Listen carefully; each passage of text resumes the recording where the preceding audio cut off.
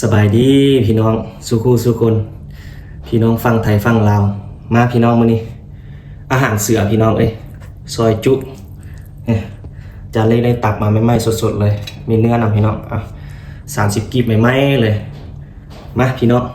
มาเซฟๆนำกันเด้อมื้อนี้เด้อขอโทษขออภัยผู้เพิ่นบ่กินดิบเนาะพี่น้องเนาะเอาฝากพี่น้องกดติดตามจานเล็กเพื่อเป็นกำลังใจในเด้อพี่น้องเด้อมาเซฟๆนำกันพี่น้องซอยใหม่ๆสดๆรสเอาจังสิรสมันจึงคัก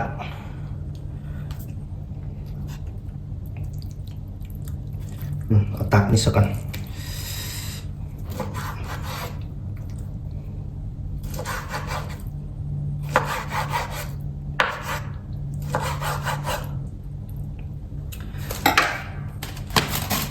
มานี่เจียวเบียร์คุ้นๆเลยลองตักก่อนพี่น้องเลย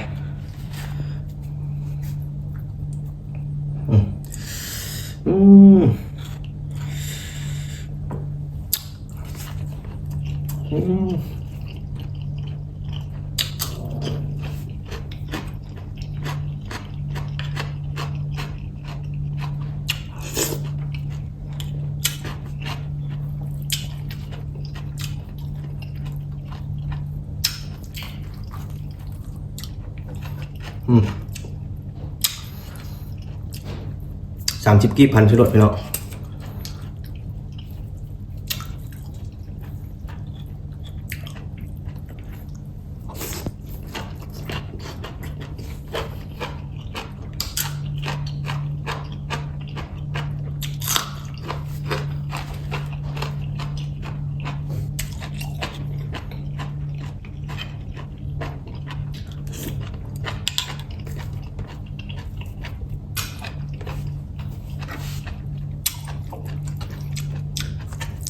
ใส่จีนแล้วก่อน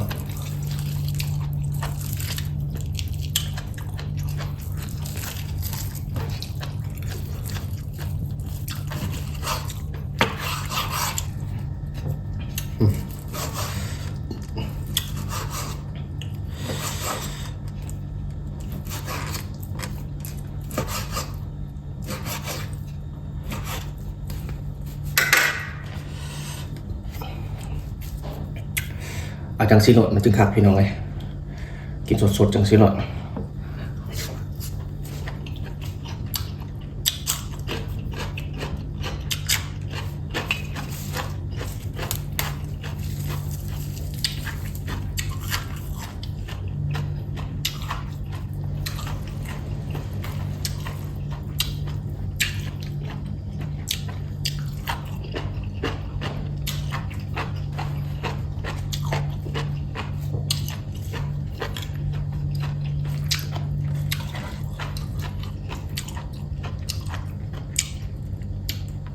สดเลย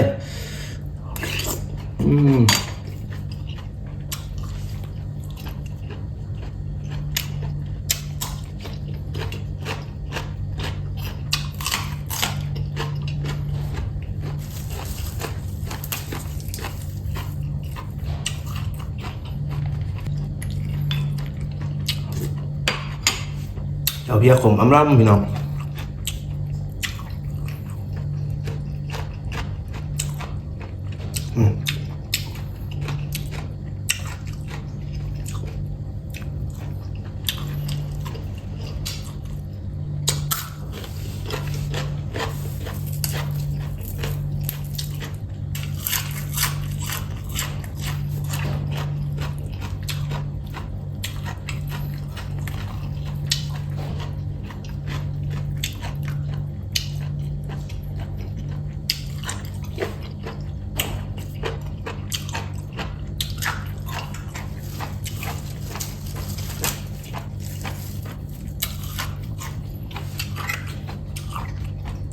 เอาลงมาก่อน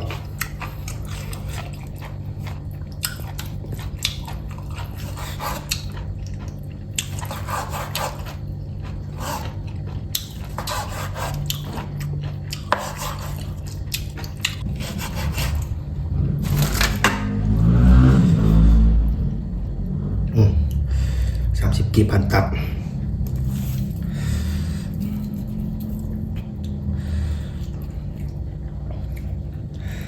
คมๆนะ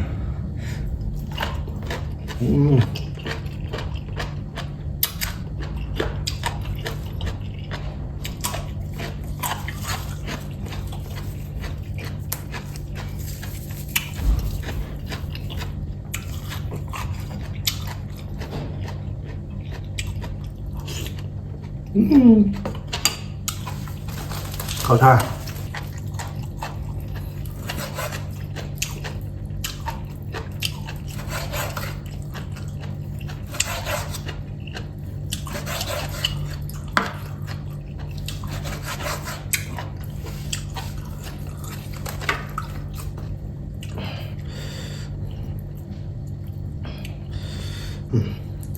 พันอย่างสิรสกรอบนอกนุ่มในเจ้าเพียคุ้น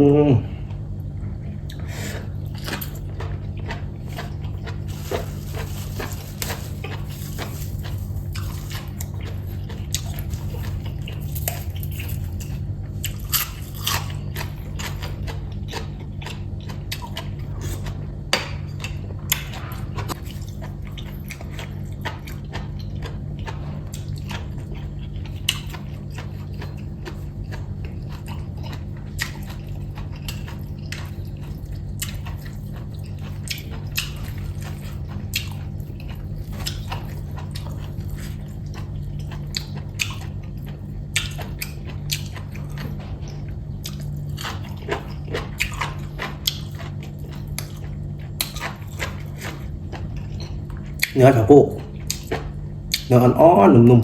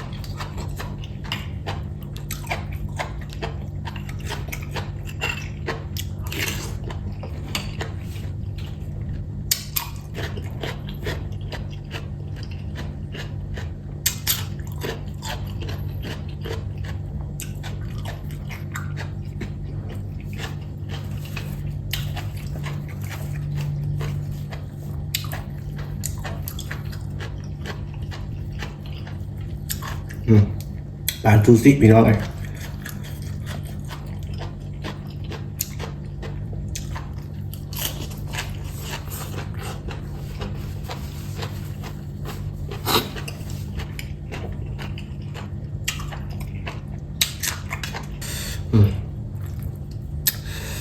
กรอบ30กีบเนี่ยกึดเลย